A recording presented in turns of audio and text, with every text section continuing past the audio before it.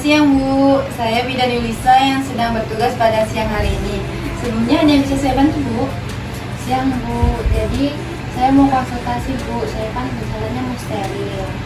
Ya, sebelumnya saya data dulu ya Bu. Iya Bu. Dengan Ibu siapa? Fazia, Umurnya sekarang berapa Bu? udah 29 tahun. 29. Alamatnya di mana Bu? Di Raja Basa. Di Raja Basa. Sebelumnya Ibu sudah diskusiin belum ya ke suaminya? Udah kok Bu, ini juga udah keputusan bersama buat steril. Baru boleh tahu alasan mau steril apa ya Bu? Pertama anak saya udah 3, jadi saya udah gak punya anak lagi Bu. Sebelumnya Ibu sudah tahu belum steril itu apa? Kalau saya dengar dari orang-orang sih katanya steril itu rahimnya diangkat ya Bu.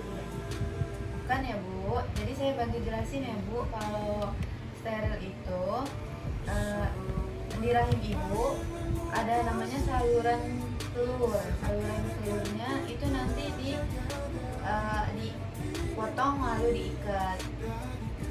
Jadi nggak diangkat.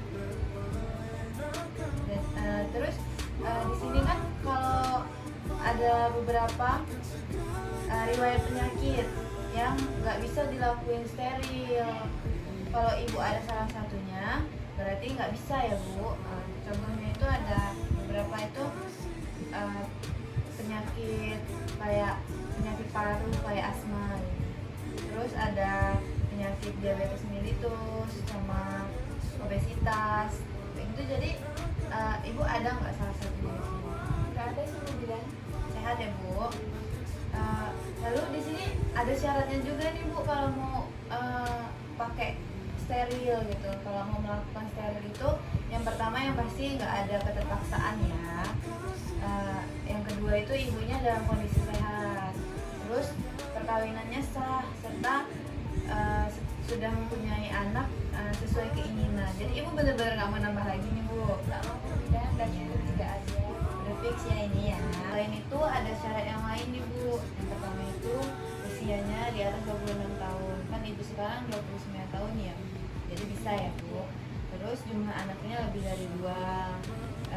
Terus memahami, terus sukarela dan setuju. Jadi Ibu tahu kalau udah steril itu nggak bisa punya anak lagi gitu atau nambah lagi gitu ya Bu.